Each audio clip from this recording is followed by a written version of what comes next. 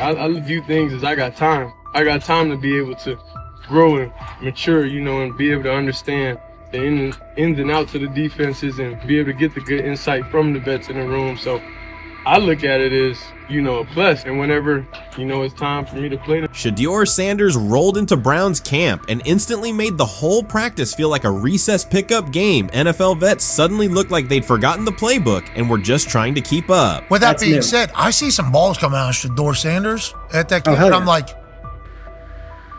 kind of looks like a guy. Yeah, I'm reading. He can sling it. Read the team. I see him, some of the veterans, how they talk to him, mic'd up, see what he's doing in the community. Yep. Talking about Njoku there? Njoku, Mike Nebb. Yeah, once you see, different little interactions and things like that, I know he has the talent. We'll see. It'll be a competition that usually brings the best out of guys, especially young guys. So I'm interested to see how that quarterback situation. Right after Shedeur Sanders tightened his cleats and the Browns settled in for what they figured was a routine camp day, the whole vibe tilted sideways. No blazing comet, no UFO touching down at midfield, just a swagger-charged quarterback striding in like he'd crashed the wrong league and thought, yeah, I'll stick around and run this show. The Browns had no clue what storm was rolling in. You'd expect an NFL team to do a quick scout, maybe pull up a highlight reel or two, but nope. They greeted Shedeur with a shrug, only to watch him seize the field on snap one and run the whole operation like a seasoned pro. First and foremost, he's been the best quarterback in camp. Now look, Joe Flacco ain't had many opportunities. There was a whole day I saw he didn't throw the ball at all. Here's my theory on the situation. They already know who's starting in the number 2 is. They already know. Joe Flacco and Shedeur Sanders is already locked up. You're missing the boat, people. You're missing the boat. Your boy, Kenny Pickett and Dillon Gabriel, they're fighting. Shedeur didn't merely clock in, he hijacked the session. One moment he's loosening his arm, the next he's roasting veteran QBs like faded names on busted draft boards. Defensive coordinators everywhere had the same gut punch reaction. His pocket poise? Straight disrespectful. His timing? Psychic. And every pass left his hand like it was laser guided to its mark. While Shedeur Sanders was slicing up routes, the Browns secondary looked less like an NFL backfield and more like a gaggle of dads sprinting through a Saturday fun run. Big on enthusiasm, short on closing speed. Coaches fought the urge to slam the emergency horn. Players traded wide-eyed, "Are we serious?" stares, and someone even double-checked that a hidden camera crew wasn't about to pop out of the tunnel. But nope, this was pure Shedeur. Half cold-blooded surgeon, half highlight factory. He wasn't dropping a casual "I'm here," he was crafting a masterclass. From the first rep, the tempo changed. Shedeur Sanders accepted the snap with steady footwork, diagnosed the Browns' single high shell, and delivered a tight window seam route that forced the free safety to recover late. Throughout the period, he manipulated leverage with quick shoulder fakes, moved through full field progressions, and released on time from a balanced base, consistently putting the ball on his receiver's upfield shoulder. Cleveland's coverage struggled on multiple fronts. Safeties hesitated between deep half responsibilities and underneath support, creating voids at 15 to 20 yards. Cornerbacks and off-man were caught in trail position when Sanders used rhythm throws on 3-step drops, while those who tried press technique had their inside hand neutralized by his receivers' outside releases. Linebackers widened to match shallow crossers, leaving the middle hook unguarded for pivot routes and option digs. One corner attempted a line of scrimmage jam. Sanders immediately adjusted the route to a back shoulder fade, releasing the ball before the break and rendering the press ineffective. Over the session, he showcased pocket discipline, reclimbing to maintain throwing lanes rather than drifting, and finished with a series of anticipatory throws against cover 2 cloud, fitting vertical outs between the flat and deep half defenders. Sanders' combination of rapid post-snap processing, precise ball placement, and pocket efficiency exposed coverage mismatches at every level and highlighted communication gaps in the Browns secondary. By mid-session, the Browns defensive staff clearly recognized their calls were outmatched. Every adjustment, a roll to cover 6, a simulated pressure, a late rotate to 2 high, was neutralized once Shedeur Sanders confirmed the post-snap picture. Routes that had taken weeks to script were beaten by timing and location. Comeback set at 12 yards broke open before the corner's transition. Slot seam-outs dotted the void between the flat and deep half defender, and boundary receivers beat press with quick hand techniques, receiving distributing the ball before the trail man could recover. Sanders' command was methodical. He used cadence to freeze plug blitzes, re-ID'd the mic when linebackers sugared the A-gaps, and maintained a firm base so he could reset and fire without resetting his feet. His receivers benefited from that rhythm. Top of the stem, eyes back. Ball delivered on their upfield shoulder, allowing immediate transition to YAC. The Browns front tried a late stunt to compress the pocket. Sanders climbed 2 steps, re-spotted the shallow crosser, and delivered in stride, turning a potential sack into a 20-yard gain. What stood out most was how little ramp-up Sanders needed. From his first series, he processed full field concepts at tempo, cycling through progression reads without hitching. The poise under interior pressure, consistency in ball placement, and ability to manipulate zone defenders left the Browns' coordinated disguise packages ineffective and forced them into static coverage by the end of the period. In short, Sanders' efficient mechanics, rapid processing, and anticipatory accuracy rendered Cleveland's defensive game plan ineffective at every level, from pre-snap disguise to post-snap spacing. Imagine there's many people that think Dillon Gabriel's a better quarterback than Shedeur Sanders. I don't care where they were drafted. If the Browns are the one team that thinks that, then I'm going to suspect it's not true. They don't know what listen, they're I've doing. been on every quarterback evaluation for 30 years. Right. I never root against anybody. Yeah. But I'd be surprised if Dillon Gabriel's ever a legitimate starting quarterback for the Cleveland Browns. I'd be surprised. I just don't think. Well, then it is a wasted pick because you took him in the top 100.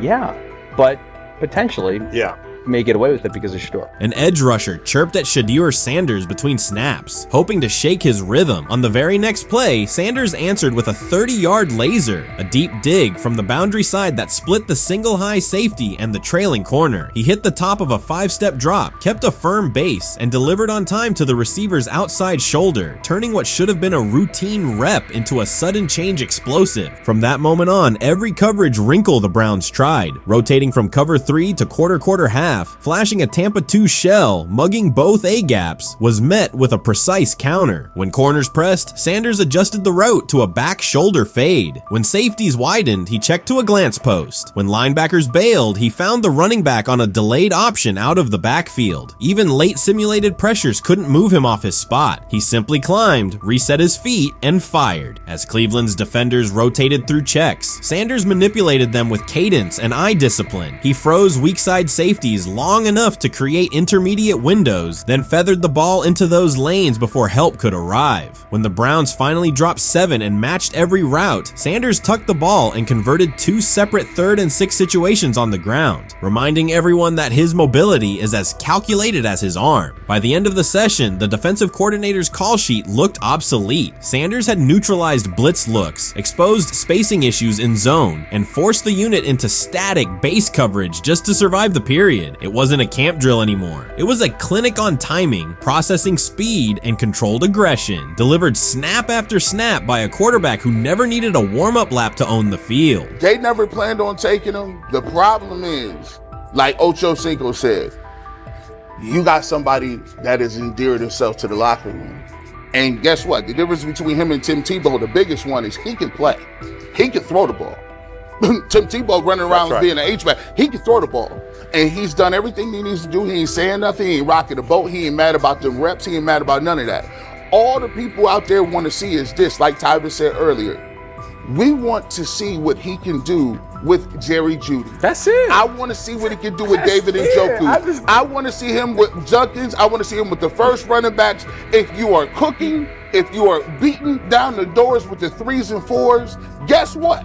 You deserve more. From the first team period on, Cleveland's secondary looked a step slow. A deep third safety hesitated on a post-snap rotation, leaving Shedeur Sanders free to climb the pocket and fire a 22-yard out that arrived before the defender could plant and drive. The supporting cast around him, players fighting for roster spots, not Pro Bowl invites, benefited from his command. Sanders used tempo to control the defensive front, altered protections at the line, and located throwing lanes so quickly that one receiver didn't register the catch until he crossed the goal line. As the Browns tried new personnel groups, coverage busts multiplied. Starters slipped out for hamstring stretches while rookies rotated in, only to find the ball arriving on their blind side before they'd completed a midpoint squeeze. On a later 3rd and long, Cleveland finally closed the interior rush lanes, compressing the pocket with 3 defenders. Sanders pivoted through the traffic, stepped into a narrow escape window, and without resetting his shoulders, whipped a no-look pass to the boundary curl for a fresh set of downs. The throw turned a potential sack into an explosive play and left the coaching staff scrambling for answers. The people who are fascinated by Shedeur for whatever reason, whether it's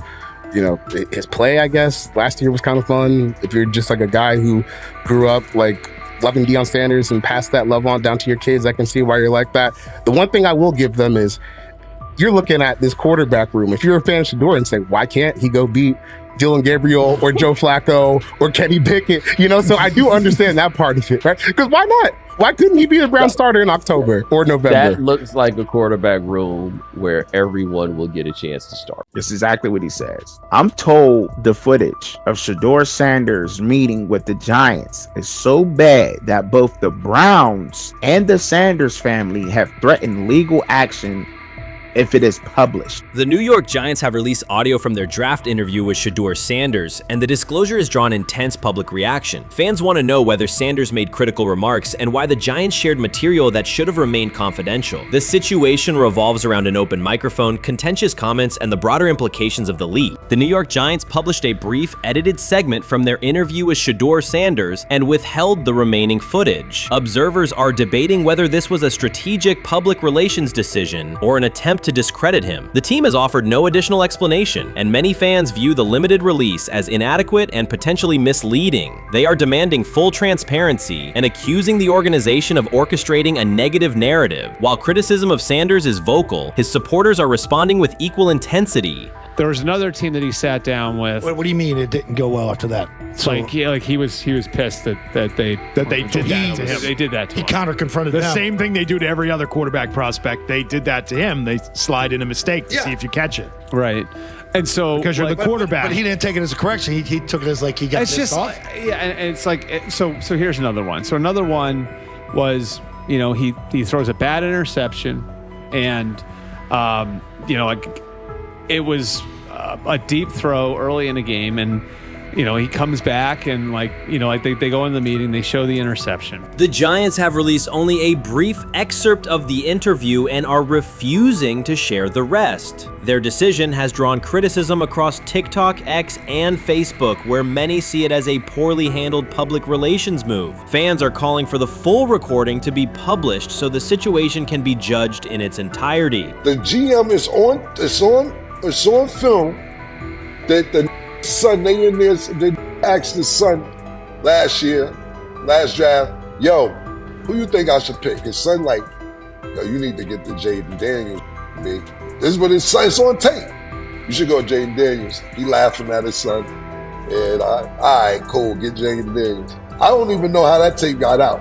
I wouldn't have let the get out. Shedeur Sanders appears unfazed by the situation. Although the Giants suggested he was more hype than substance, their handling of the interview has instead elevated his visibility. Analysts across major sports outlets are now discussing him more than before, keeping his name prominent in the news cycle. New York Giants, where these tapes at? You hear me?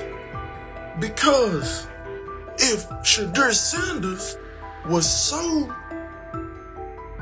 unprofessional, y'all would have leaked the tapes for the whole world could see, right? Cause understand, it's a lot of he say, she say. But one thing I do know, as a young black man growing up in this world, being straightforward and not sugarcoat anything. The Giants' PR team appears to reject Sanders' family connection outright, a decision many view as unprofessional and lacking nuance. Internal discussions seem to have dismissed quarterbacks with prominent relatives as poor fits for the organization, revealing limited awareness of public perception. The response was swift. A single edited clip ignited widespread debate on social media, with fans asking why essential segments were held back and what the team might be hiding. Critics argue that if the full interview contains nothing damaging, the club should release it in its entirety. Online discussion intensified immediately and continues to gain momentum. What they do during the film and the combine and the meetings is teams will install mistakes intentionally planted in the install, and they want you to catch them. Shedeur didn't. And when a coach called him out, once again, it didn't sit well. It's like, bro, there's not many teams needing quarterbacks, especially since Pittsburgh appears to have a deal with Aaron Rodgers and Tennessee's getting Kale Moore. The Giants' decision to withhold the full interview has produced an unintended result. Instead of diminishing interest in Shedeur Sanders, it has intensified it. Media outlets and analysts are now examining every on-field rep, press comment, and public appearance as evidence of how he conducts himself under scrutiny. Each throw, adjustment, and answer is tracked and evaluated against league standards, reinforcing the view that he remains composed and professional. Many fans contend that the organization has misrepresented Sanders and suggest the issue may stem from the Giants' view of his father, Dillon Sanders. They see the partial release as an attempt to raise doubts about his character by association. That perception has only made his profile more compelling. The discussion has shifted from whether he deserves a high draft position to how effectively he withstands sustained pressure. Sanders is now regarded not just as a talented prospect, but as a symbol of resilience, central to debates about transparency and organizational strategy. Even if the Giants eventually provide more context, the visibility they have created for him is unlikely to fade. The most fun yet the most difficult thing I cover and we cover all year long is not games. It's the NFL draft. Because I've said this many times, you get lied to for a month to 2 months up to it. And so often during the draft, and every few drafts, there's a guy that really falls, precipitously falls. This year it was Shedeur Sanders, it's been Aaron Rodgers, it's been Dan Marino. Every few years somebody falls a lot. And so, but those stories don't come out until like the fall. Criticism of Shedeur Sanders from within the Giants organization has become increasingly public. Team communications appear focused on casting him as an overhyped prospect, whose character should be questioned, a narrative that seems aimed at shaping opinion rather than assessing performance. Yet each selective release or negative remark has instead amplified attention on Sanders and elevated his reputation. Efforts to confine him to a narrow, unfavorable image continue to produce the opposite effect, reinforcing his position as an underdog who endures external pressure. The debate has shifted from football analysis to broader concerns about narrative control and transparency. Fans, reporters, and online communities are still urging the Giants to publish the full interview, arguing that only complete context can resolve speculation. The organization's refusal to comply has intensified scrutiny and led many observers to conclude that the team underestimated public reaction and now faces questions it could have avoided with full disclosure. The tapes, the New York Giants have the tape. They definitely have the tape. It's confirmation that they have the tape. Shedeur didn't do nothing. It's what they saying he did. I'm gonna tell you what these mixed reaction right here. So we already know about the New York Giants, but the Pittsburgh Steelers head coach Mike Tomlin reported admired Sanders' talent, but hesitated to draft him due to previous challenges with quarterbacks like Russell Wilson and Justin Fields, leading to more cautious approach. Las Vegas Raiders. Sanders met with Raiders at the NFL scouting combine and expressed enthusiasm about potentially joining the team. His familiarity with the West Coast offense and quick release was noted positive, though concerns about his ceiling. Hours after the Giants posted that short audio clip, the timeline never slowed. Comment threads filled with frame-by-frame breakdowns, lip-read attempts, and side-by-side comparisons of what was said versus what was left out. Reporters called league contacts. No one could explain why a franchise would stir this level of curiosity only to seal the vault. Each refusal sharpened focus on Shedeur Sanders, turning routine throws into national talking points. Analysts kept circling back to the same note. His cadence at the line looks unchanged, steady against the noise. Hashtags demanding the full interview, trend drop, and trend again. Podcast hosts bump scheduled segments to lead with the leak. Rival teams get asked how they would handle a similar situation, then quietly check their own archives. Inside Giants headquarters, the plan to shape the story looks less like strategy and more like a slow burn spotlight they can't switch off. And now every preseason snap, every media availability, every stray sideline camera angle gets fed into a loop that asks, what are they still hiding? The file remains locked. Curiosity keeps compounding. Until someone presses upload or steps to a podium and explains the redactions, the subject drifts away from depth charts and play design, fixing instead on secrecy, control, and the risk of underestimating how fast attention turns pressure into permanence. Momentum isn't fading, it keeps recalibrating, louder, impossible to mute. You made an interesting point. So I tend to have the drip, drip, drip. This was my Johnny Manziel theory. is that everybody makes mistakes, especially when you're young. But if I see 2, 3, 4, 5, then you've got a plumbing issue. It's not just you didn't close the faucet. So there's about 6 pieces of video in college where Shedeur was a little bit of a brat, whatever. Then there's the legendary cringy draft room. Didn't love that as a B prospect. Then there's back-to-back speeding tickets, both over 90, and a missed arraignment. The NFL is navigating unexpected headlines after a former Browns coach publicly defended Shedeur Sanders in response to reports of multiple speeding tickets. The coach's statement has sparked extensive online debate. Supporters welcome the show of loyalty, while critics question the motive. Sanders now finds himself at the center of an unforeseen controversy, and observers want to know why a Cleveland coach is standing so firmly in his corner. The story is developing rapidly and continues to draw intense attention. When it came out that he got a speeding ticket, I said it's not really that big a deal. I feel very differently about it now. Over 40 miles an hour over the speed limit, less than 2 weeks after you just got a ticket. I don't know if that's entitlement or immaturity. There's got to be some teams that are feeling very good right now that they didn't draft him. Observers are focusing on Shedeur Sanders' recent speeding ticket, treating the violation as a measure of his character and sidelining his athletic, academic, and philanthropic accomplishments. The incident, driving 15 miles per hour over the limit in a borrowed Lamborghini, has drawn sharp criticism. In response, a former Cleveland Browns coach has taken the opportunity to comment, even though the franchise is widely viewed as unstable due to its frequent coaching changes and limited on-field success. By defending Sanders, he presents himself as an authority on discipline and leadership. The statement, coming from an organization seldom praised for stability, has nonetheless attracted considerable attention across the league. You want to defend him a little bit. I thought this was an interesting take. Yeah, I thought it was really interesting that you said you were out because of the speeding tickets. To me, that's such a minor thing. You were so high on him in terms of his completion percentage in OTAs, and I thought that was a little aggressive on your part. But with the speeding tickets, I got a speeding ticket the first night of the draft, my first year there. I thought maybe I'd get the benefit of the doubt, but they gave it to me anyways.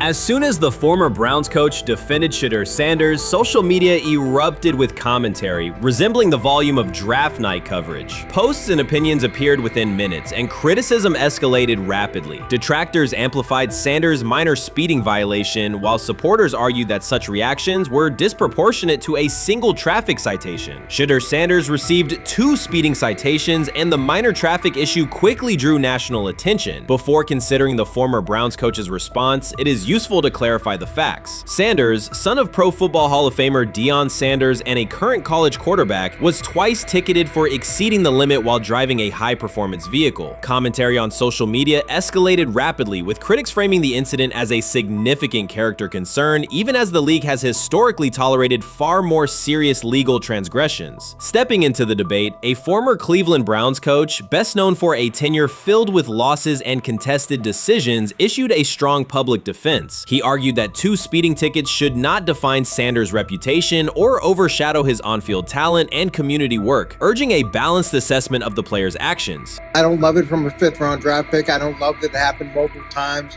but I do think that this is the first time he's been away from his dad, and there's gonna be some growing pains now.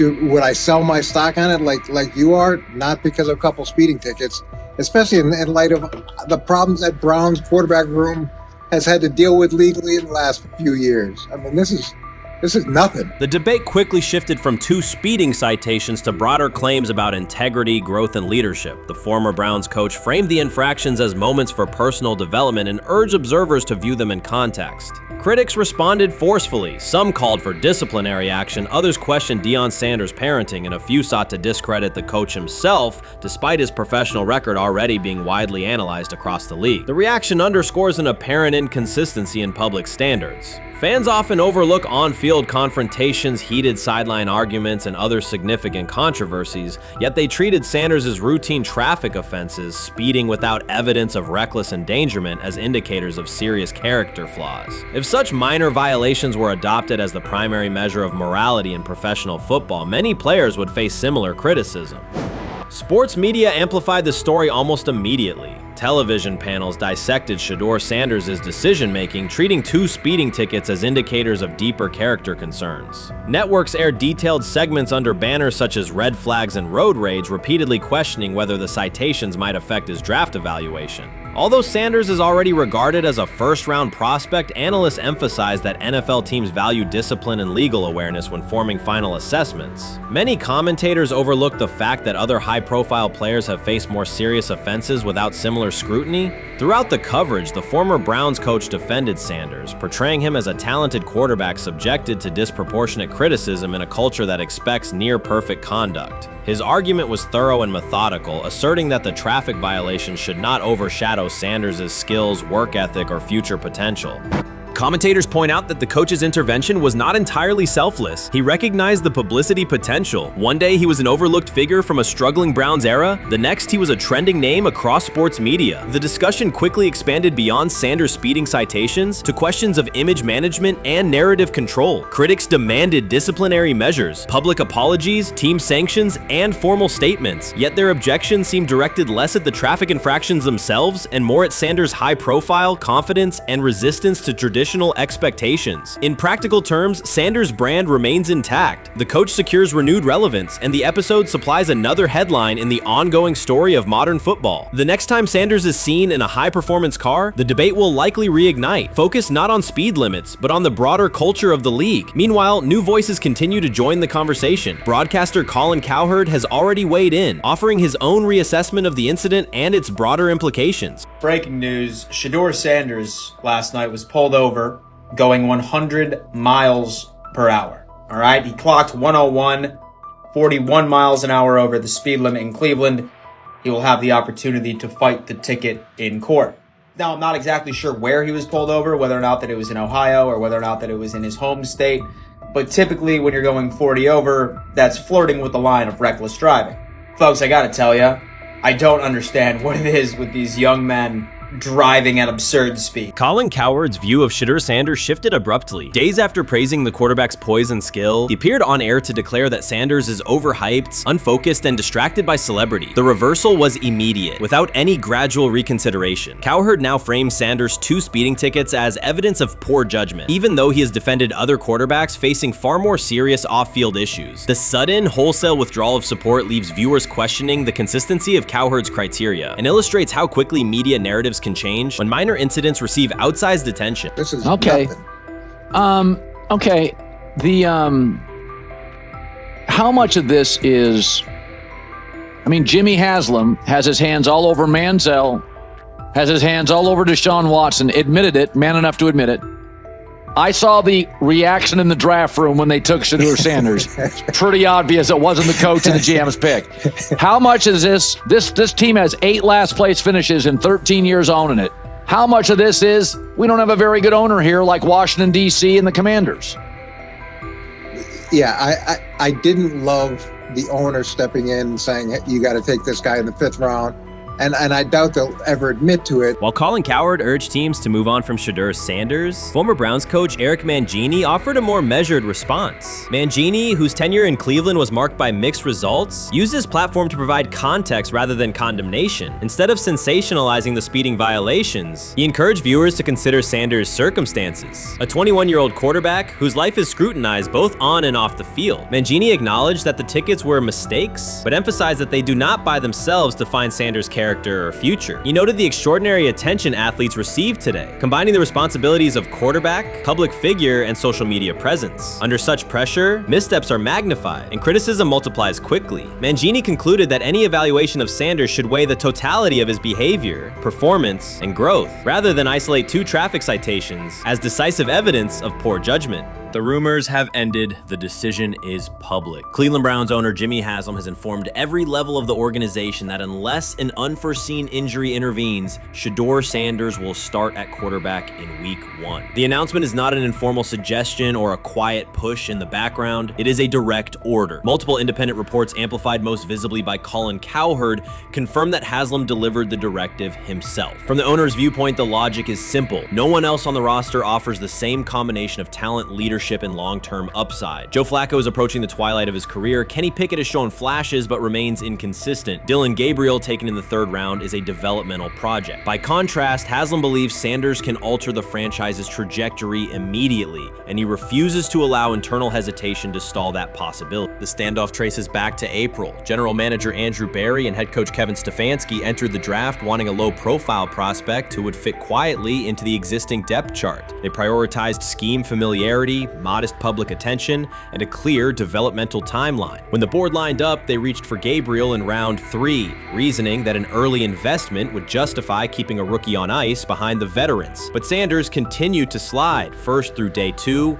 then deep into round 5. Haslam watched the names come off the board, convinced the league's bias against Deion Sanders' outspoken son was obscuring legitimate first-round talent. When Cleveland's 5th-round pick arrived and Sanders was still available, Haslam intervened. He did more than approve the choice, he overrode the original plan, making it clear that the organization would select Sanders and give him every chance to compete. From that moment on, the Browns' internal narrative splintered into 2 camps, those ready to accelerate around their owner's vision, and those still trying to protect their original approach. Once rookie minicamp began, Sanders erased much of the speculation. He commanded huddles, processed coverages quickly, and delivered throws with anticipation that belied his draft slot. Teammates noted his willingness to accept blame for missed timing, then correct the error without dramatics. While Flacco and Pickett split most first-team reps, Sanders treated limited opportunities as full-speed auditions. During organized team activities, he identified blitz looks, redirected protections, and consistently found his second read when the primary route was covered. More than one defensive veteran told local reporters that Sanders looks like the best arm in the building. That assessment forced Berry and Stefanski to reevaluate their timetable. They could no longer label Sanders a long-term project without contradicting on-field evidence. Drafting Gabriel 2 rounds earlier had provided the staff an excuse to slow roll Sanders' ascent. Coaches could point to investment cost, meeting room familiarity, and installation comfort to justify Gabriel's snap share. Yet each practice rep in which Sanders outperformed the 3rd rounder weakened that shield. Behind closed doors, position coaches began requesting more Sanders film for cut-ups, and offensive assistants quietly shifted meeting questions toward concepts the rookie already executed well. By mid-June, Berry himself started describing Sanders not as a developmental asset, but as a competitive option. Those subtle linguistic changes signal the front office's recognition that the narrative had moved beyond their control. Haslam's history with quarterbacks is well documented. His pushes for Johnny Manziel, Baker Mayfield, and Deshaun Watson were high-visibility swings, each driven in part by a desire to generate excitement as well as wins. Critics highlight those choices to question his evaluation track record, yet Haslam perceives Sanders differently. Where Manziel carried off-field concerns, Sanders brings a reputation for professionalism. Where Mayfield's leadership style divided veterans, Sanders' approach has united receivers and linemen. Where Watson's trade involved unprecedented controversy, Sanders arrived at minimal draft cost. Haslam sees a rare chance to capture star potential without mortgaging the future, and he is unwilling to cede that upside to cautious pacing. Cleveland's supporters, weary of revolving door quarterbacks, have rallied around Sanders with unexpected speed. Sales of customized Sanders number 2 jerseys surged within days of rookie minicamp. Training camp ticket requests spiked once local media circulated videos of Sanders making NFL-caliber anticipation throws during 7-on-7 periods. The mood in Northeast Ohio has changed from tentative hope to active belief. Longtime season ticket holders who once shrugged at preseason storylines now debate Sanders' footwork at neighborhood barbecues. Social media engagement for Brown's content has climbed, driven by highlight compilations of the rookie threading seam passes between linebackers and safeties. All of this places Kevin Stefanski in a fragile position. If he opens week 1 with a veteran starter and the offense sputters, criticism will be swift. Each stalled drive will be interpreted as evidence that he ignored the owner's edict and the fan base's intuition. Conversely, if he names Sanders the starter solely under pressure, any early struggles could be framed as proof that Sanders was rushed, further exposing Stefanski to blame. The only sustainable solution is conviction. Either stand behind a veteran with clear strategic reasoning or embrace Sanders fully and structure the offense around his strengths. Splitting the difference, rotating series, delaying first-team reps, or using vague competition language will satisfy no one and likely jeopardize locker room clarity. Sanders' personal approach has reinforced Haslam's confidence. Instead of taking post-draft downtime, he traveled to Texas to train in full Browns gear at facilities near his father's home. The leaked clip of Sanders executing footwork drills in helmet and pads wasn't a marketing ploy. It was a glimpse into a quarterback visualizing Week 1 live. Team personnel who viewed the footage recognized purposeful rehearsal, cadence calls, pocket movement against simulated pressure, and follow-through adjustments based on imagined rush lanes. Observers asked why a rookie would conduct such intense solo sessions in May. The answer is straightforward. Sanders does not view himself as a developmental pick. He considers himself the starting quarterback of the Cleveland Browns and prepares accordingly. On pure ability, Sanders' arm strength ranks with the league average for starters. His accuracy to the intermediate middle, an area where the Browns' current scheme generates high leverage completions, has drawn consistent praise from receivers. The primary areas still under review are blitz recognition and live bullets and timing on deep outbreaking routes versus press coverage. Those developmental checkpoints are significant, yet daily practice reps show acceleration. In contrast, Flacco's mobility limits the boot action game that Stefanski installed to help Mayfield early in his tenure. Pickett can extend plays, but struggles to attack tight windows between linebackers and safeties, an essential requirement in Cleveland schematics. Gabriel remains an unknown at NFL speed. Thus, the competitive landscape favors Sanders sooner than the coaching staff originally planned. The franchise now stands at an inflection point. Haslam's mandate, the locker room's growing support, and the fan base's enthusiasm all tilt towards Sanders. The front office's earlier strategy, anchored in patience and quiet development, is increasingly untenable. Barry's shift in messaging indicates grudging alignment, but final authority over the depth chart rests with the coaching staff, unless ownership directly intervenes on game day decisions. A move rare, but not unprecedented in the NFL. Should Stefanski align with the owner and name Sanders the starter before preseason concludes, he can claim proactive vision and tailor the offense through training camp. Should he resist and open with a veteran who falters, he risks rapid loss of credibility and possibly his position. Either path carries pressure, but only one aligns with the momentum sweeping through the building. For 2 decades, the Browns have cycled quarterbacks without securing a stable star. Each new hope, whether draft pick or trade acquisition, has collapsed under injuries, inconsistency, or organizational disarray. The possibility that Sanders could finally anchor the position is not merely a football storyline. It is a potential cultural reset for a fan base defined by resilience. Haslam's insistence reflects that awareness. Cleveland needs a leader who can win on Sundays and project confidence every other day of the week. Sanders has shown he can shoulder expectations without retreating from scrutiny. That trait, more than arm talent alone, is why the owner views him as indispensable. Voluntary workouts transition to mandatory minicamp next week. If Sanders receives a substantial share of first-team snaps, observers will interpret it as the staff's acknowledgement that the competition is tilting decisively. A public declaration may not follow immediately, but every rep allocation is a signal. If, however, the staff continues funneling most top unit snaps to Flacco or Pickett, tension will escalate. Local media will question the evaluation process. National analysts will debate the merits of letting a rookie learn through live action versus controlled practice. Inside the facility, players will recognize any disconnect between performance and opportunity, and unity could fray. The Browns have reached a decisive moment. Shedeur Sanders has demonstrated the skill, poise, and work ethic to justify starting in Week 1. Jimmy Haslam has publicly positioned him as the future, and by implication the present, of the franchise. Kevin Stefanski and Andrew Barry must either endorse that vision or brace for the consequences of delaying it. For Cleveland fans, the significance is clear. A legitimate chance to exit the cycle of quarterback uncertainty and rally behind a signal caller capable of commanding the field and galvanizing the city. Whether that opportunity is seized promptly or postponed will define the Browns' 2025 season and likely the tenure of the decision makers involved. Grab hold of the starting job. Yes, but I don't think we're going to know which one until we get deep into August. Now, I think, we tracked the reps everybody was getting at practice throughout the OTAs and minicamp. But when you talk to people there, they just want to make sure everybody got what they needed. And that, Kenny Pickett, we find out if he has the goods to be the starter. Joe Flacco, they back him off a little bit. He's 40. He may not need as much. The rookies, Shedeur Sanders and Dillon Gabriel, what do they need to learn to make the transition from the college game to the pro game? That's what the spring was about for the Browns quarterbacks. Now, Shedeur Sanders has moved from social media celebrity to on-field standout, and ESPN now lists him among its first-team candidates. Reactions are split. Some fans are impressed while others are skeptical. Whether this reflects Deion Sanders' long-term strategy or simply Shedeur's rapid development, the story is drawing widespread attention. Here's a look at what led to this moment. They never planned on taking him. The problem is, like Ocho Cinco said, you got somebody that has endeared himself to the locker room. And guess what? The difference between him and Tim Tebow, the biggest one, is he can play.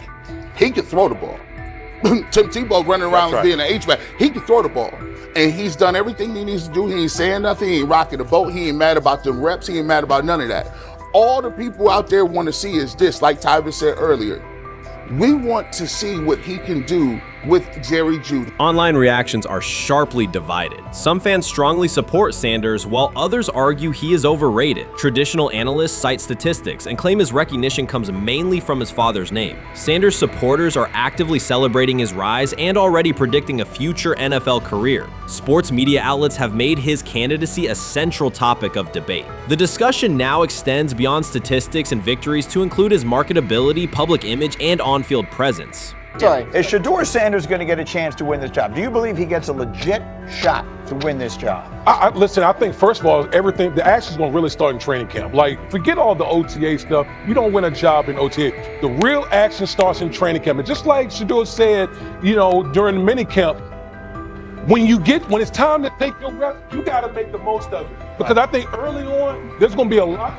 Remember, Joe Flacco didn't hardly practice in OTAs and mini camps because they were giving the young guys. Right. So when he gets his opportunity, he's going to have to make the most of it. Analysts are closely reviewing game footage to evaluate Sanders' decisions and mechanics, while others examine his social media activity to see how he balances content creation with quarterback duty. Shedeur Sanders' placement on ESPN's early first-team list has taken over the college football conversation. Supporters circulate his highlights and argue that his on-field production and leadership justify the honor. Skeptics claim the recognition relies too heavily on his family name and question whether his resume is strong enough for first-team status. Analysts are rewatching game footage to assess his reads, accuracy, and pocket presence, while others examine how he balances a high-profile social media presence with quarterback responsibilities. The debate has pushed other storylines, such as conference realignment and NIL issues, into the background, leaving fans and commentators focused on Sanders' performance, marketability, and overall impact on the sport. I'll keep saying it. I believe Shedeur Sanders should play more games than any other quarterback on this roster this year, because he's the only guy that I look at and say they might have something here. Because I'm telling you right now, they left night one of the draft saying we are taking our quarterback next year. So it's on Shedeur or Dillon or Kenny, probably not Joe, to change their mind.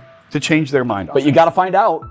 You gotta find out. Opinions differ on whether Sanders is benefiting from his family name or simply showing real progress, but the attention is undeniable. Social media is flooded with edited images elevating him to legendary status. Critics argue the first-team nod is driven by hype and marketability, while supporters point to his flashes of strong arm talent, field vision, and decision-making. Regardless of motive, the announcement has dominated the football news cycle and intensified debate over how much of his rise is performance-based versus media-driven.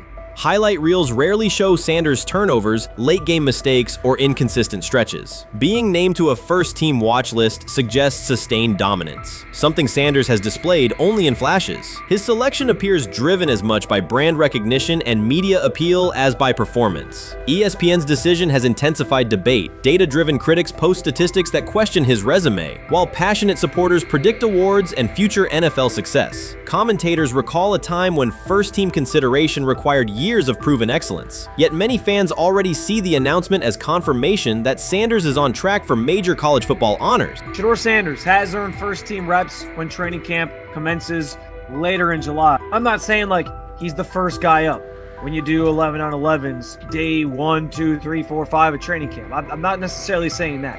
But he's the one quarterback that we didn't get a chance to see take reps with the ones. But I think Shedeur has a chance to make this conversation interesting if he gets those reps with the ones and he has the same success that he did with the 2s, the 3s, and the 4s. I have confidence he can show you something, but I got to see it. We all got to see it before we can actually judge that. Some believe Deion Sanders is already preparing for an award ceremony, while others are furious, threatening to protest ESPN's credibility over Shedeur's first-team mention. Critics argue that honoring Sanders without a full season of elite play undermines college football standards. Supporters insist his performance and profile justify the recognition. The debate reflects a broader clash between traditional merit-based evaluation and modern brand-driven visibility. In today's landscape, first-team consideration is no longer only about statistics. It also involves marketability and audience engagement. Whether welcomed or rejected, Sanders commands attention and embodies the sport's shift toward both performance and personal brand. He lied to us all when he said that this was going to be an open competition of 4-man open competition when it comes to the QB situation up there in Cleveland, in which, from the looks of it, all we've seen it be was a 3-man race. The only people that has been getting reps in with the first team or with the veterans are Joe Flacco, Kenny Pickett, and Dillon Gabriel. We've never seen my boy Shedeur Sanders get a chance to get in. Even with him doing the things that he has been doing up there, he has yet to get in with the... Shedeur Sanders was caught off guard by Coach Kevin Stefanski's recent remarks, which have sparked talk of bringing in another starting quarterback. Commentators are debating whether Stefanski's comments reflect eroding confidence in Sanders or a brief lapse in judgment, but the rookie now faces intensified scrutiny over his role. The Browns, we got an analyst that says that Shedeur Sanders should have some kind of a ban? Banishment of some kind? Come again? Say what? For what? And we've got, this would be more troubling. If I'm a Browns fan, and this is where we're going to start, potential dissension in the ranks of the front office and the coach. And over what? Quarterback. When a program's headline quarterback suddenly becomes the subject of sideline murmurs and quiet searches for replacements, the situation is unmistakable. It's a breach of trust. Shedeur Sanders, the passer who put Colorado back in national conversations with his production and profile, has just received a clear message that his job security is in question. Coach Kevin, the assistant previously considered to be in Sanders' corner, made remarks that ignited speculation about changing quarterbacks. Fans, analysts, and even Deion Sanders are now reassessing the team's unity and its true plan for the position. The comment was no accident. It was a deliberate signal that the staff may soon elevate a backup. For perspective, Shedeur Sanders did not step into ideal conditions last season. He was sacked so often that Colorado could have dedicated a locker to every opposing edge rusher who reached him. Could I possibly go to bat for Kevin Stefanski as a great head coach? No, I couldn't. Could you go at bat against him, saying he's a horrible head coach? No, I can't. I think that's why we fall in the middle. I think that's why in a lot of these discussions, and that's why a lot of the rankings, you see him right now in that 15 to 20 range, somewhere in that middle pack of NFL head coaches. I've said earlier, Kevin Stefanski has already been given more head coaches than any coach I've ever seen in Cleveland.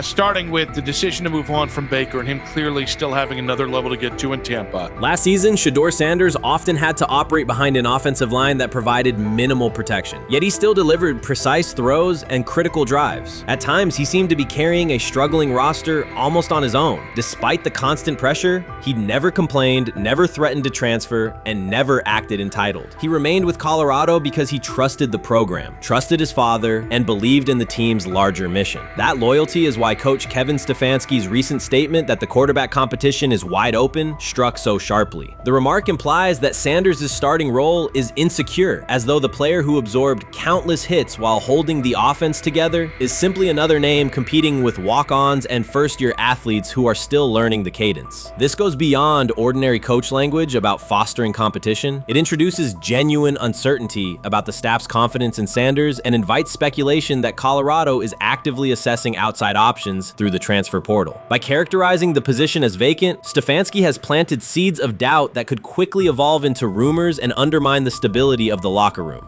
I'm sorry, but when it comes to quarterback, I'm gonna defer to my head coach, generally speaking, especially one with Stefanski's track record and how he's viewed across the league. So this is interesting because it tells you Kevin Stefanski's not a Shedeur Sanders guy. And it also tells us who made these picks. Exactly. The Cleveland Browns made a rather awkward decision in the NFL draft, opting to take quarterback Dillon Gabriel in the 3rd round well before he was expected to fly off the board.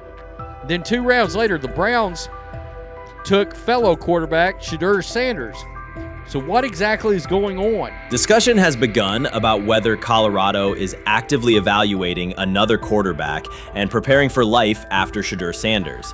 Analysts are debating whether Coach Kevin's move is calculated strategy or a misstep that jeopardizes team stability. Sanders remains a top NFL prospect, Deion Sanders' son, and the program's public face. His highlights dominate social media and his jerseys outsell the team's victories. Yet he is once again being asked to reaffirm his position. The issue is more than routine roster management. It intersects with the family dynamics that shape the program. By portraying the quarterback job as open, Coach Kevin signals to both Shedeur and Dillon that the staff is willing to move on despite Sanders' stature. For Shedeur, sitting through film sessions while hearing talk of potential replacements adds an unwelcome layer of uncertainty to an otherwise proven resume. The decision may reflect a desire for a quarterback with a different profile, perhaps someone more mobile and system-oriented, rather than a dismissal of Sanders' accomplishments. Shedeur is lighting it up in practice every day. You're not even a half bit curious to see what he could do with the ones. That makes no sense. And then on top of all of that, you got players going on podcasts and talking to people in the media saying this guy is really good. Like, this guy is legit. So even your peers respect you enough. How is it that the coaches can't see that? It always starts with the players, where the players like, hey, you see that? You seen that pass he threw? The Cleveland Browns were taken by surprise when quarterback Shedeur Sanders stepped in for first-team snaps, asserting control of the drill and instantly highlighting deficiencies across the rest of the room. His confident command forced coaches to pause practice clips, reevaluate progressions, and consider immediate adjustments to the depth chart. Within minutes, discussions spread throughout the facility and online forums as fans weighed what Sanders' showing means for the current starters. The organization now faces an urgent, data-driven decision on whether Sanders should move up permanently. Shedeur Sanders arrived at Browns practice, took several first-team reps, and the entire quarterback group immediately felt the pressure. Coaches erased the whiteboard and reviewed their plans. Staff members exchanged concerned comments, and observers began asking whether Sanders was positioned to assume a larger role. Tony, every year we see at least 1 to 2 teams. They were in last place in their division the year before. No one thought they'd be good, and then they were good. It almost seems like no one's even assuming the Browns can be that, but we see it happen every year. And I get the quarterback stuff, but like, correct me if I'm wrong, Tony. The Browns are trying to run the football, play good defense, not turn the ball over in the passing game, and try and take advantage when they can, correct? That's what they're trying to do.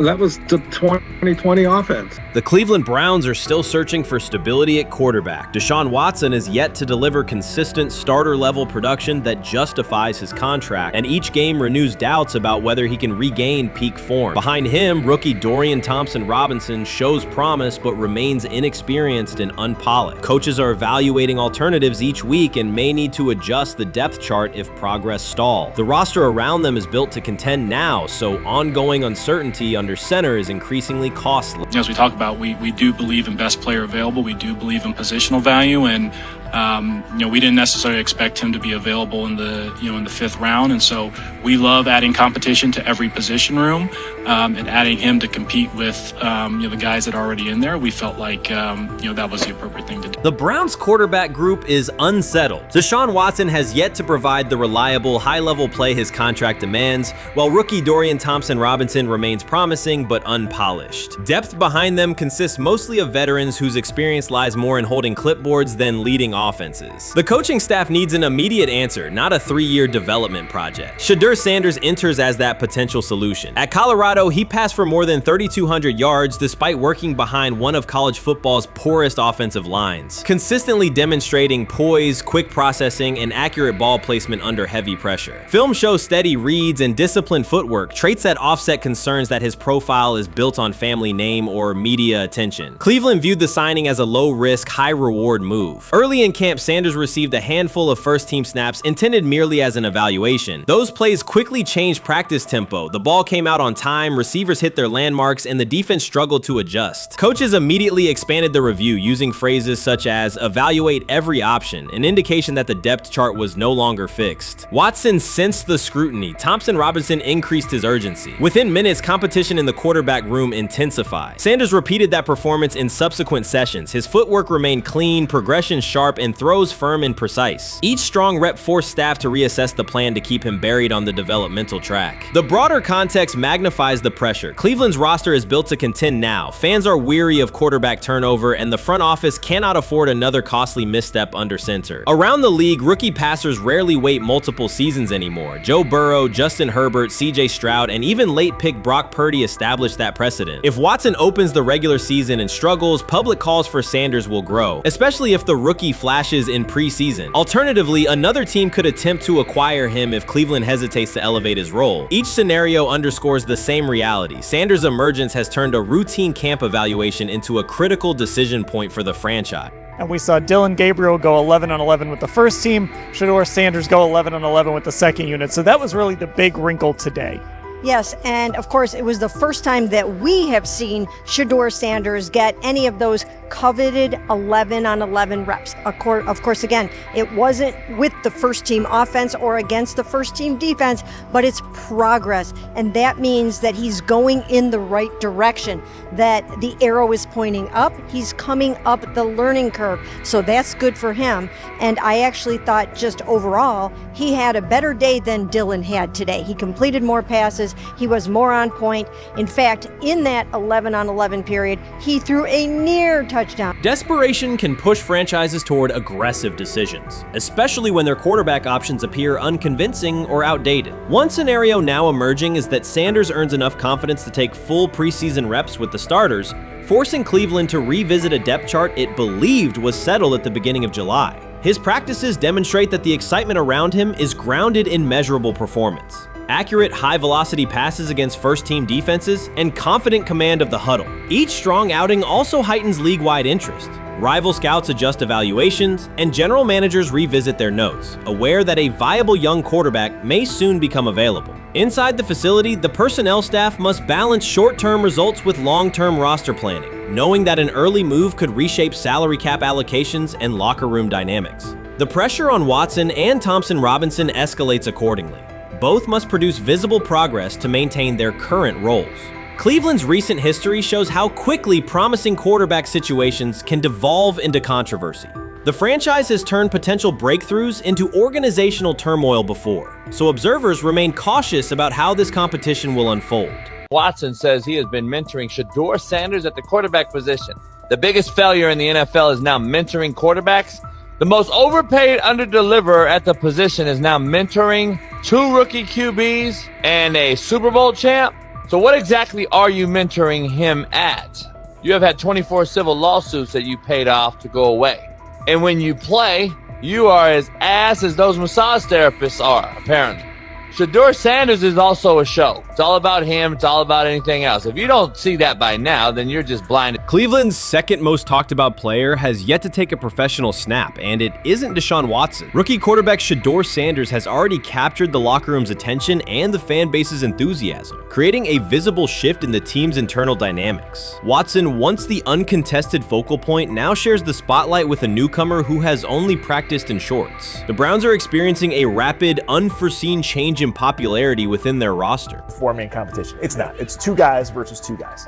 It's the 2 older guys to be the starter. Yeah. It's the 2 younger guys to position themselves however it may be. Right. Show little improvement every single day.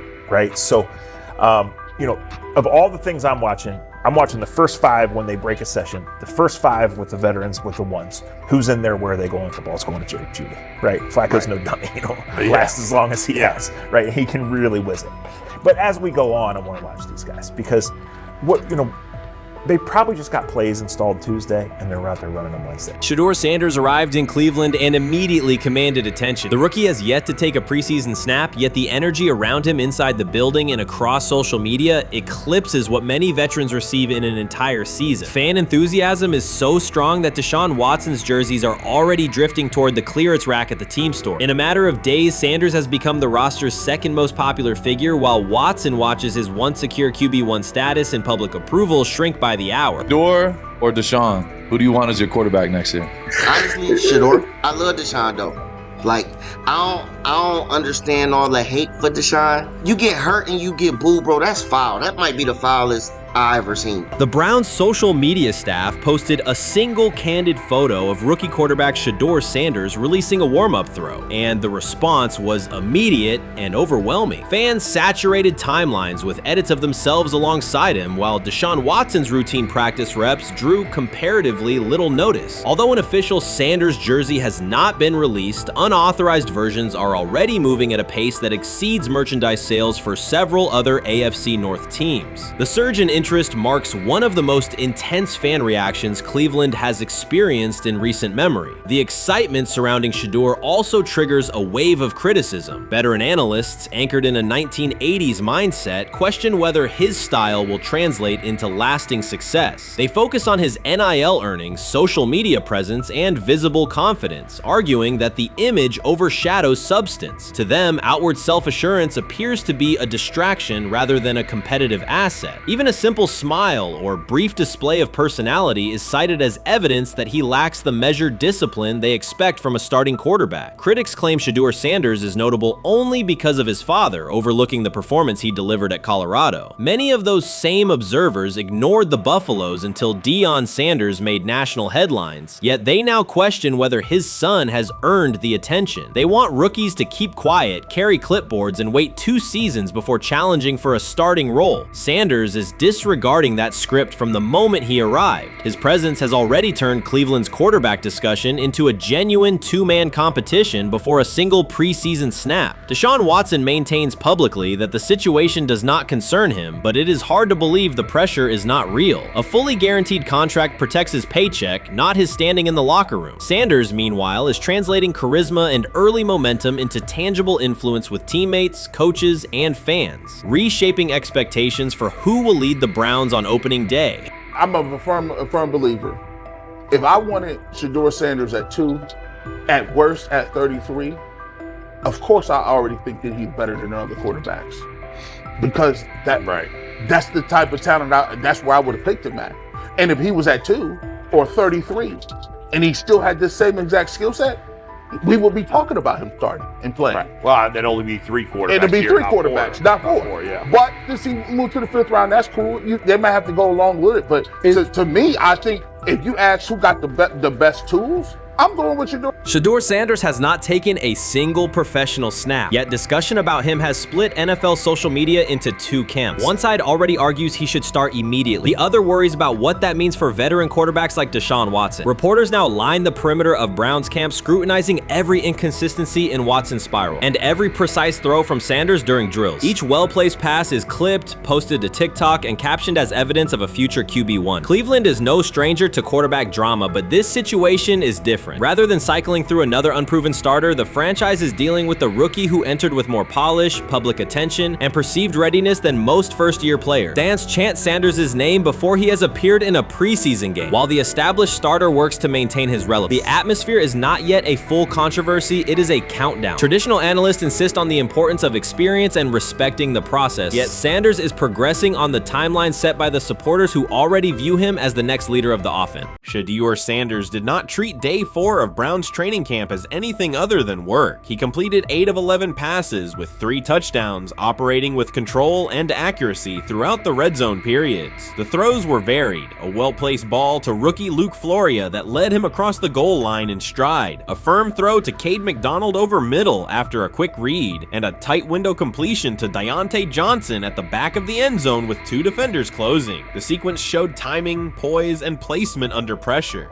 While national attention centered on Joe Flacco's underneath completions and Kenny Pickett's option and rollout periods, Sanders produced scoring plays on schedule. The performance was not the product of broken coverages or end-of-period reps. It came within structured work, with defenders in position and the offense executing standard progressions. The accuracy rate, 8 completions on 11 attempts, reflected consistent mechanics and decisions. The operation was steady from huddle to snap to finish. Despite that session, the distribution of first-team snaps did not change. Camp logs indicated that Pickett and Dillon Gabriel continued rotating with the starters, while Sanders remained primarily with the second unit. With the first preseason game approaching, that choice drew more attention from observers who expected productive days to be followed by expanded opportunities. The question surfaced again: what additional evidence is required to evaluate Sanders with the top group? The 3 touchdowns illustrated different aspects of his profile. On the throw to Floria, Sanders used a measured trajectory to lead the receiver away from contact and into the end zone. On the ball to Johnson, he identified leverage, held the safety with his shoulders, and delivered to a precise spot at the back line. On the throw to McDonald, he eliminated the first read, reset, and drove the ball into the window before the hook defender could squeeze it. Each score reflected a particular tool: anticipation, manipulation, and velocity within standard timing.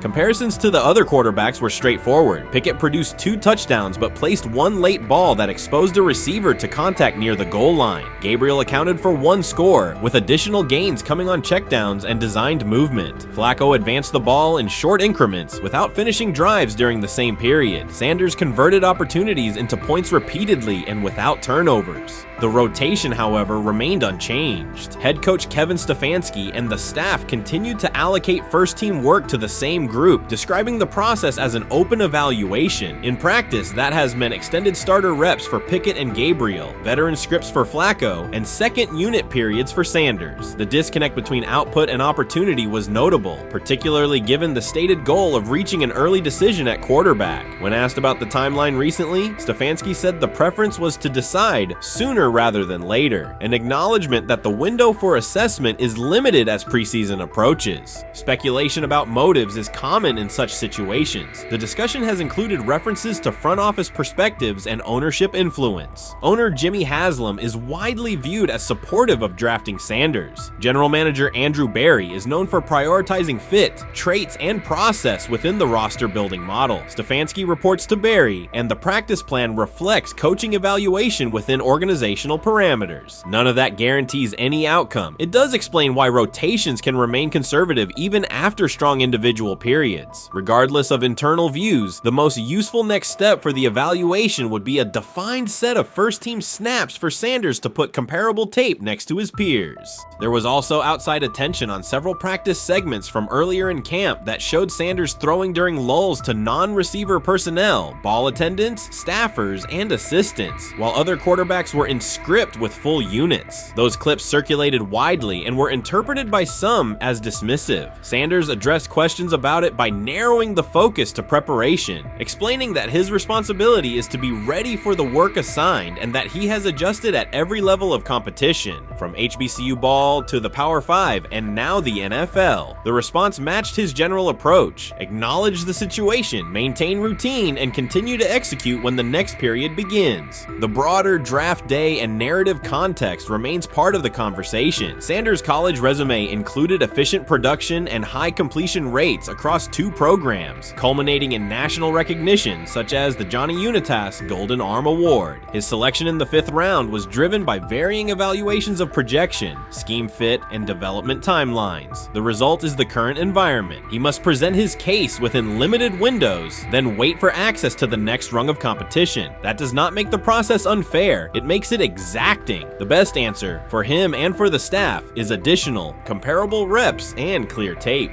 Fan reaction after day 4 was direct. Social accounts and comment threads filled with assessments that centered on performance rather than reputation. Sanders produced 3 touchdowns, avoided negative plays, and showed command in the red zone. Supporters pointed to that tape and asked for opportunities with the starters to verify whether the same rhythm carries over with the top receivers and linemen. The message was not about headlines. It was about the logic of evaluation in a compressed calendar. From an operational standpoint, Sanders' day reflected consistent fundamentals. His base was disciplined, his eyes matched his feet, and his timing aligned with route depths. On the Johnson score, he used a subtle shoulder turn to hold the safety before resetting and throwing to the back line. On the McDonald throw, the ball was out on the second hitch, arriving before the defenders could converge. On the Floria play, the arc and placement minimized the hit risk and maximized the run-through. Those are portable traits. They translate across units if the timing with receivers is established through reps. The staff's balancing act is real. They must prepare the presumed week 1 starter with sufficient continuity while also giving developmental players enough exposure to judge ceiling and floor. That tension is present in every camp. The cleanest path through it is to carve out defined first-team sequences for each competitor and evaluate the tape against comparable defenses and situations: high red zone, low red zone, 3rd and medium, and 2-minute. Sanders' performance on day 4 strengthened the case for such an allocation. Context matters off the field as well. Earlier in the offseason, 2 speeding citations, 91 miles per hour in Brunswick and 101 miles per hour in Strongsville, prompted public comment from Berry, who emphasized standards and safety. Sanders accepted responsibility, stated that he learned from the incidents and moved on. In camp, he has kept the focus on football tasks, install retention, cadence management, protection IDs, and post-practice review. He has also continued to build rapport across position groups, including veteran receivers and defensive defensive backs so that timing and expectations are clear when reps arrive.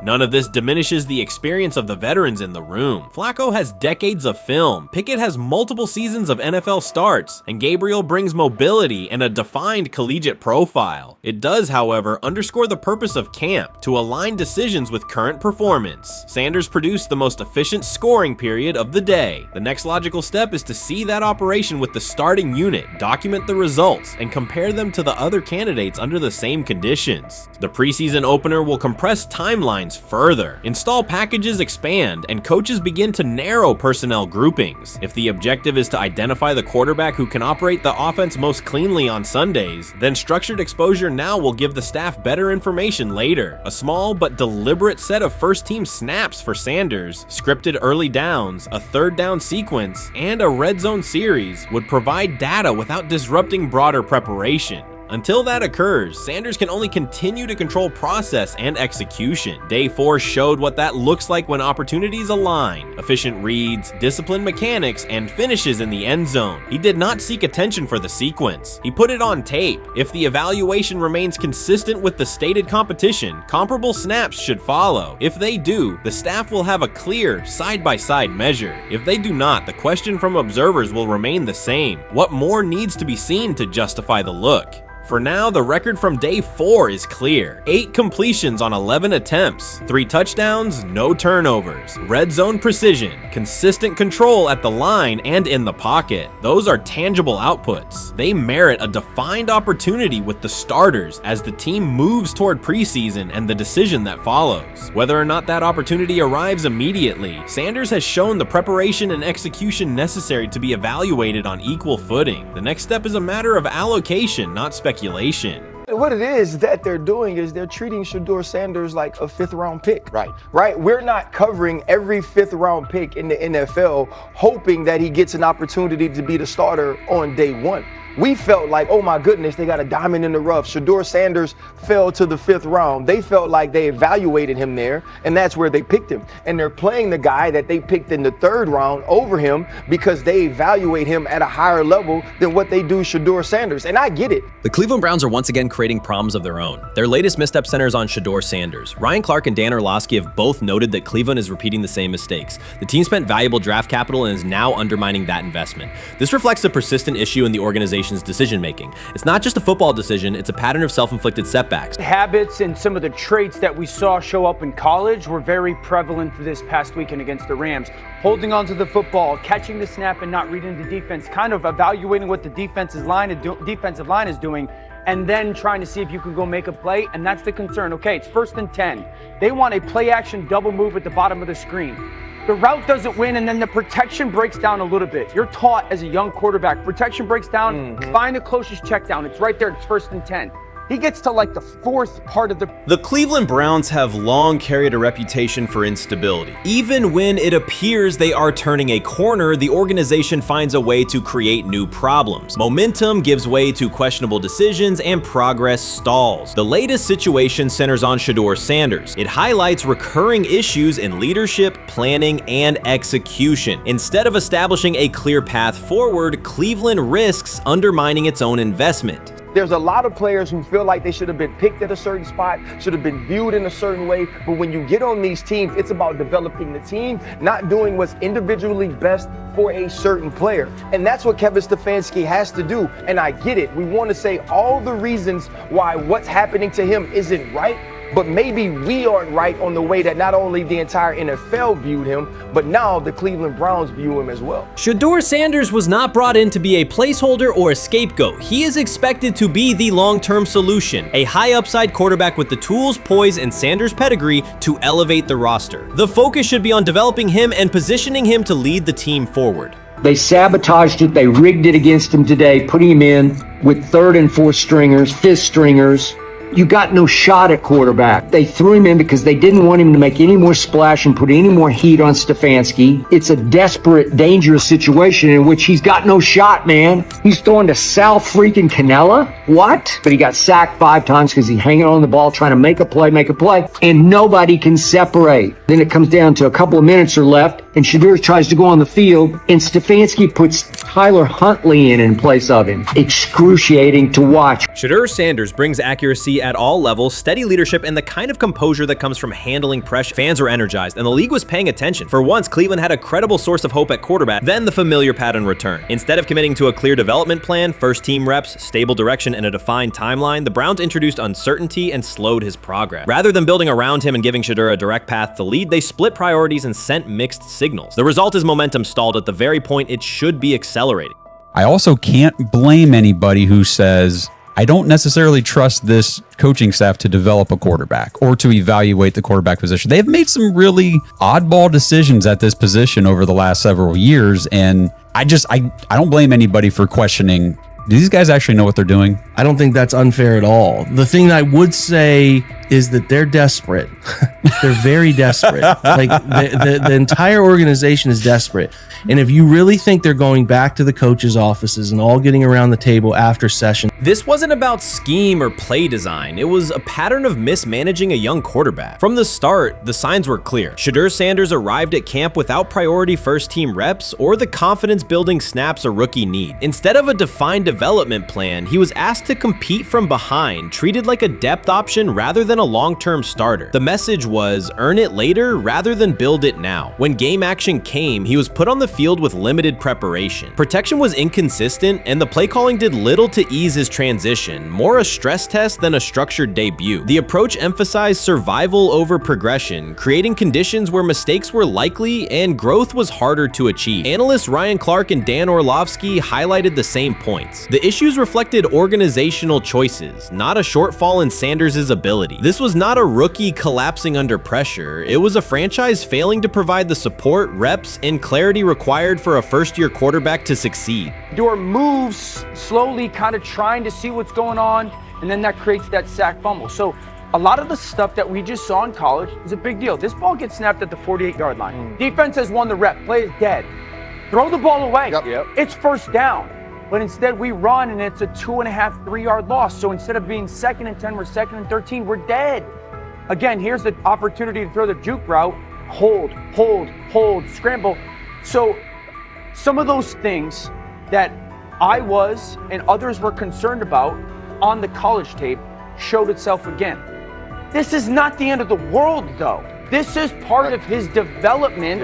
Cleveland managed to take a highly promising rookie and within weeks put him in a position where he looked unprepared. Ryan Clark called out the core issue. A first-year quarterback cannot succeed without protection, clear situations, and a controlled environment. Dan Orlovsky added that when a young quarterback isn't given structure, support, or coherent schemes, you're not evaluating ability, you're manufacturing failure. That's what happened to Shedeur Sanders. Browns fans weren't just disappointed with the results, they were alarmed by the process. This is a fan base familiar with quarterback missteps, yet even they recognize the pattern. A talented prospect subjected to poor planning and inconsistent guidance. After one preseason setback, the conversation shifted toward maybe Shedeur isn't ready instead of examining coaching, play design, and preparation. The reality is clear. The question isn't whether Sanders is ready, it's whether the Browns were prepared to develop and support him. Well, that would be a nice exit strategy because he would come up as doing Shedeur a favor. Like I mean, one's got to go, right? One's got to go, to clear this thing up. At some point, but I'm sorry, I know they don't care. If they were to trade Shedeur Sanders now after that preseason performance and he would go on to be good. The organization has cycled through quarterbacks for years, and the pattern is unchanged. Blame the player, protect the system, and repeat the same mistakes. Fans are split. Some argue Shedeur Sanders needs time and support, while others treat one rough outing as proof he isn't the answer. That division hides the real problem, the Browns' process. This isn't Shedeur failing, it's the team failing Shedeur. Across the league, successful teams create clear development paths. Kansas City brought Patrick Mahomes along behind a veteran and tailored the offense before handing him the job. Houston committed to CJ Stroud, built around his strengths, and let him grow with consistent direction. Smart teams invest, protect, and show belief. Cleveland did the opposite with Shedeur. Uneven reps, inconsistent protection, and unclear plans. Then question the outcome. That's not development, it's organizational mismanagement. These players have played a tremendous amount of football. Right. And I remember last year when Bo Nix came out of Oregon, we talked about all the easy throws Oregon creates. Right. The level of the skill players that are around him. And then we watched Bo Nix acclimate to the NFL game extremely quickly. I see a lot of those same traits in Dillon Gabriel. He gets the football out of his hands. He takes the throw that's available to him. He plays on time. And part of whether or not you get an opportunity to get on the field is the people that you're competing against. And I don't mean this in any disrespectful way to Shedeur, because I'm not only a fan, it's somebody I want to see succeed. The Browns will likely present this as part of a deliberate development plan, tough standards, resilience building, and testing a rookie under pressure. In practice, it isn't development. It's a damaging approach that undercuts growth. The organization has not shown a consistent model for nurturing young talent, and Ryan Clark and Dan Orlovsky highlighted that publicly. After Shedeur Sanders stumbled in a preseason game, the reaction was immediate. Headlines, polarized fan takes, and sweeping conclusions about his readiness. The front office offered little acknowledgement of the conditions he was placed in. Clark's point was direct. You do not evaluate a rookie by how he looks in a setup designed for failure. You evaluate him when he's properly supported. Orlovsky explained how poor coaching choices, protection, sequencing, and role clarity can quickly erode confidence and stall development. The issue was not Sanders' ability, it was Cleveland's process, which appeared disorganized and unprofessional for an NFL operation. You can't fire the owner because he can't fire himself. Someone's head's going to roll, unfortunately, in this situation. It's probably Stefanski and Barry. I saw on The Athletic. I don't think that's fair, by the way. Stefanski, that part. I agree. I was saying the other day on my podcast that Barry should be fired. And I said I wouldn't fire Stefanski, but a couple of people made the point of saying, well, if you fire the GM, you got to give him a chance to hire his own coach, which is fair. That's true. So I would fire Barry. I would hire a new GM.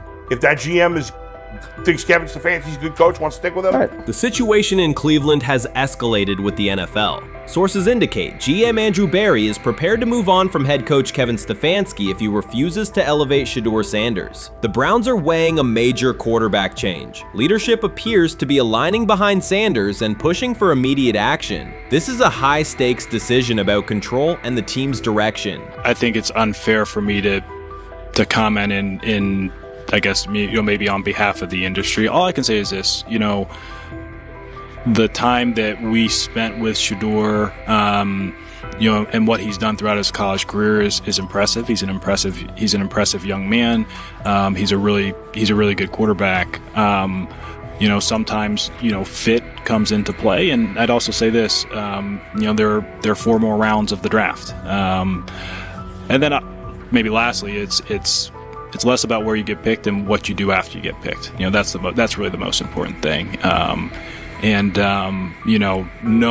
to know him over the course of the spring, he has a ton of resolve. Andrew Barry appears to be at a breaking point. Pressure from fans and within the organization to play Shedeur Sanders is intensifying. Barry is pushing for a move towards Sanders, while head coach Kevin Stefanski remains cautious about altering the depth chart. The divide is clear. One side wants acceleration, the other a measured rollout. The organization is under heavy scrutiny, and the focus has shifted to when, not if, Sanders sees the field. Has the 4th highest odds of any head coach this season to be fired. He's clearly on the hot seat. It's been a discussion for really a couple years now, dating back to last season's 3-win season. And he's always had kind of hot and cold seasons. And now the sports books are saying he's 4th on the list. Number 1 is Mike McDaniel of the Miami Dolphins, Brian Dable of the Giants at 2, Shane Steichen at 3, and there is Kevin Stefanski plus 650 to be fired. This has moved beyond tension to outright stubbornness. Rather than elevating Shedeur Sanders, the staff has chosen Dillon Gabriel. The current depth chart looks less like a forward plan and more like resistance to change. Fans have been clear about who they expect to see, yet the organization keeps delaying. Every week without a real evaluation of Sanders slows development and blurs accountability. Cleveland is choosing a conservative approach when a decisive decision is needed, sending a message of uncertainty to both the locker room and the city. Now being the third string quarterback for the Cleveland Browns, was that so much was made out of unbelievable. He actually made the team as the third string quarterback. Like that was a big deal. Like that was somewhat of a surprise to a lot of people. He should have been the first pick in the draft. Kevin Stefanski appears to be doubling down to validate his approach. Despite sustained demand from Browns fans to see Shedeur Sanders reflected in chants, merchandise, and constant discussion, he continues to keep Dillon Gabriel in front on the depth chart. The decision functions as an assertion of control rather than a response to momentum. Even with clear signals from the fan base, Stefanski is staying with Gabriel and delaying a full evaluation of Sanders. It is a deliberate choice to maintain his plan and pacing, not to accelerate change. Cleveland is prioritizing continuity over recalibration, keeping any transition to Sanders on hold. But yeah, I mean, the Browns are in a tough spot. They have wasted. You traded a ton of high draft capital to get Deshaun Watson. You've gotten nothing out of Deshaun Watson and missed an opportunity. Like, who knows who they would have drafted? Now, maybe they would have screwed up those picks and the Browns would still be in bad shape. Andrew Berry is likely frustrated watching Dillon Gabriel default to conservative throws while the offense stalls. From a football perspective, this appears to be the hill Kevin Stefanski is choosing to stand on. Keeping Gabriel ahead of Shedeur Sanders has limited the unit's explosiveness and prevented a full evaluation of a higher ceiling option. Drives end quickly, field position flips, and momentum is lost while Sanders remains on the sideline. Fan patience is wearing thin. Each ineffective series intensifies criticism and shifts scrutiny toward the coaching staff's criteria for the depth chart. With every additional snap for Gabriel, the decision reads less like an open competition and more like rigid adherence to a plan that isn't producing results. The optics are clear. A dynamic quarterback sits while a cautious approach keeps the offense in neutral. If this continues, accountability questions will grow inside and outside the building. What performance benchmarks keep Gabriel ahead of Sanders? When will Sanders receive first-team reps in live situations to allow a fair comparison? The front office must decide whether to preserve continuity or pivot toward a timely assessment of Sanders. The longer the current approach stays in place, the more it signals stubbornness rather than adaptation, and the more pressure mounts to realign the plan with on-field output. I honestly see it happening if the Browns lose a bunch of games. Like if they get 5 wins or less, I see the report coming out now that Stefanski will be fired. I don't want it to happen. I want the Browns to be good, win a bunch of games. I think that they're going to be a team that is slept on and can at least get 7 wins, which is why if they don't, I see Stefanski getting all the blame for that, and there'll be a new coach in Cleveland. Because their players, to me, are there once again. We've talked about the incredible rookie class. The approach in Cleveland lacks consistency. One week, Andrew Berry signals he wants Shedeur Sanders on the field. The next, Dillon Gabriel gets the reps and the plan stays conservative. Through it all, Kevin Stefanski shows limited urgency despite pressure on his job security. Fans are asking for an offense that can push the ball, change field position, and produce points. Instead, the unit leans on short throws and cautious sequencing. Gabriel's play keeps the ceiling low and momentum static, while a full evaluation of Sanders is postponed. The result is growing frustration and a clear disconnect between the front office, coaching staff, and expectations in the stadium. The NFL tried to teach him and his father a lesson. You don't act like that. You don't talk like that before a draft. We'll show you how our game is played. We will watch you plummet all the way. I think he would have gone undrafted except for that owner in Cleveland. And he is the key to everything because he is something of an against the grain maverick owner. He's kind of a wannabe Jerry.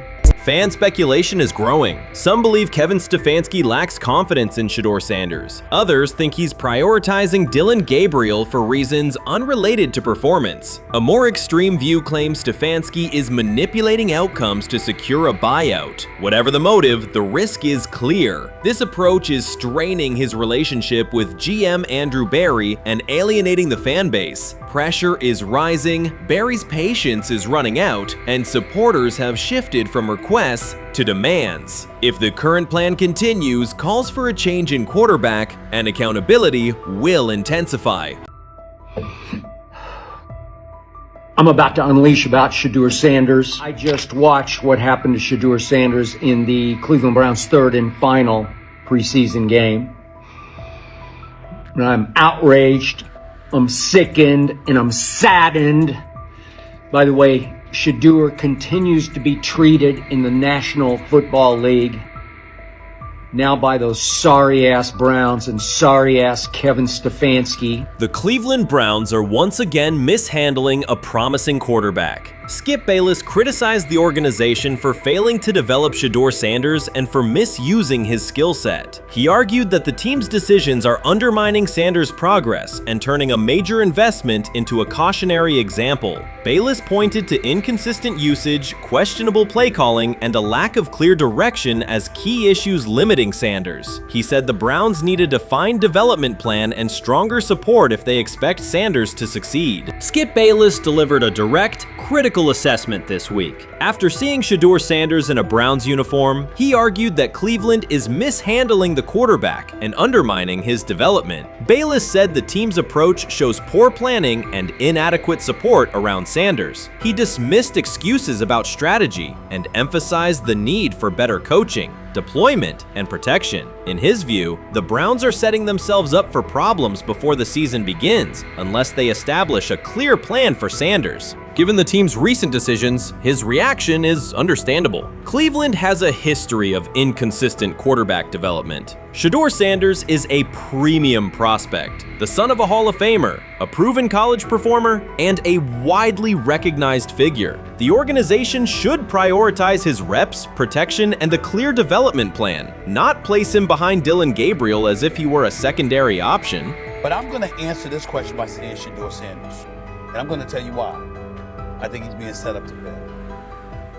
That's right, I'm going to say it. Okay. Here we are on national television, right? There's been 11 practices, if I remember correctly. He's been starting against, he's been playing against the third unit. He's fourth on the depth chart. And then suddenly you throw him into the start line, and he hasn't had any reps for the first team at all. Think about that. So you're just going to throw him to the wolves like that, huh? I mean, you know, if he had first team snaps in practice. Yet here we are. Cleveland has one of the most publicized prospects and is handling him like a depth piece. The broader issue is the franchise's long record of quarterback instability and inconsistent development. That history colors every move they make. When the Browns draft a quarterback, fans don't anticipate a long-term answer. They brace for another reset. Shedeur Sanders should be treated as a priority, not as an afterthought behind Dillon Gabriel. Let's give him a chance. Let's give him a chance with the play calling. You know you have an offensive line that isn't playing that well. So what do? Why not just play the short game so he can get the ball out of his hands very fast to run a competent goddamn offense? Outside of that, Shedeur has to be better in understanding that the offensive line that you're working with right now is not adequate. Why not allow the players that are competing for a job, in this instance, Shedeur Sanders, to finish off the 2-minute drill? When Browns fans see another quarterback selected, they brace for another setback. The franchise's recent history, from Johnny Manziel's failed stint to the rocky handling of Baker Mayfield, reflects inconsistent development and short-term decision-making. Against that backdrop, Skip Bayless's reaction to Shedeur Sanders on Cleveland's roster was blunt. He argued the team is already mishandling a premium prospect by treating him as a secondary option instead of a centerpiece for the future. Bayless's position is straightforward. Sanders is not just a name, he brings proven college production, leadership traits, and significant visibility that can strengthen both the offense and the organization's broader profile. Burying him on the depth chart behind Dillon Gabriel signals a lack of a clear development plan and wastes early momentum. Instead, Bayless contends, Cleveland should establish a defined pathway. First-team practice reps, protection and personnel tailored to his strengths, deliberate play calling that accelerates processing, and measured in-game opportunities that build confidence and execution. In his view, the Browns need alignment from the front office to the coaching staff to prioritize Sanders' growth. Continuing to treat him like a depth piece risks repeating the same cycle that has undermined previous quarterbacks. Committing to a coherent plan gives Sanders and the franchise a realistic chance to convert potential into sustained performance.